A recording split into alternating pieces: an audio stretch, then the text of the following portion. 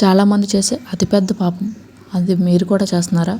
చిన్నప్పుడు మనల్ని చేతులతో మోసిన అమ్మ నాన్నను పెద్దయ్యాక ఓల్డేజ్ హోమ్ గుమ్మం వద్ద వదిలేయడమే జీవితంలో అతిపెద్ద పాపం. కొన్ని ప్రేమలను మాటల్లో చెప్పలేం, కొన్ని త్యాగాలు జీవితాంతం తీర్చలేం. వాళ్ళు ఎప్పుడూ అడిగేది ఒకటే, మనం సంతోషంగా ఉండాలి. హాయ్ గాయ్స్, ఈరోజు టాపిక్ వచ్చేసి అమ్మ నాన్న కోసం. మనం బాధ వచ్చినప్పుడు కన్నీళ్ళు తుడిచేది అమ్మ, మన కష్టాన్ని రాకూడదని నిశ్శబ్దంగా పోరాడేది అయితే నాన్న. ఇప్పుడు ఒక చిన్న కథ అయితే వినండి. ఒక సాయంత్రం వర్షం పడుతుంది. చిన్నబాబు కిటికీ దగ్గర నిలబడి ఇలా అన్నాడు, నాన్న రేపు స్కూల్ పిక్నిక్కి వెళ్ళాలి, నాకు 500 రూపాయలు కావాలి. నాన్న నవ్వి అన్నాడు, తప్పకుండా ఇస్తాను బాబు. ఆ రాత్రి నాన్న తడిసిన బట్టలతో ఆలస్యంగా ఇంటికి వచ్చాడు. అమ్మ మెల్లగా అడిగింది, ఇంత రాత్రి వరకు ఎక్కడా? నాన్న చేతిలో ఉన్న తడిసిన నోటుని చూపిస్తూ అన్నాడు, అదనపు పని చేశాను బాబు, రేపు నిరాశ పడకూడదని. అది విని అమ్మ కళ్ళల్లో నీళ్ళు వచ్చాయి. మరుసటి రోజు బాబు చాలా ఆనందంగా పిక్నిక్కి వెళ్ళిపోయాడు.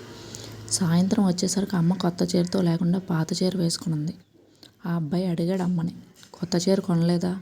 అమ్మ నవ్వి అంది, నువ్వు నవ్వుతే అదే నా కొత్త చీర బాబు. సంవత్సరాలు గడిచాయి. బాబు పెద్దోడయ్యాడు.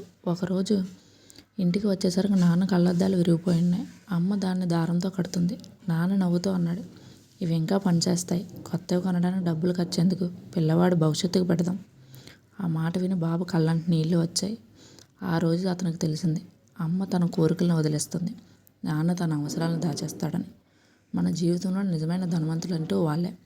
ఈ వీడియో చూస్తున్న మీరు ఈరోజు అమ్మని హగ్ చేసుకోండి, నాన్నకైతే ఒకసారి చెప్పండి, మీ ఇద్దరు ప్రేమలకి నేను జీవితాంతం అయితే రుణపడి ఉంటానైతే చెప్పండి. చివరిగా నేను చెప్పేది ఒకటే, అమ్మ నాన్నని అర్థం చేసుకోండి, అమ్మ నాన్నని ప్రేమించండి. ఇలాంటి మరెన్నో వీడియోస్ కోసం అయితే మన ఛానల్ని సబ్స్క్రైబ్ చేసుకోండి. Thank you guys.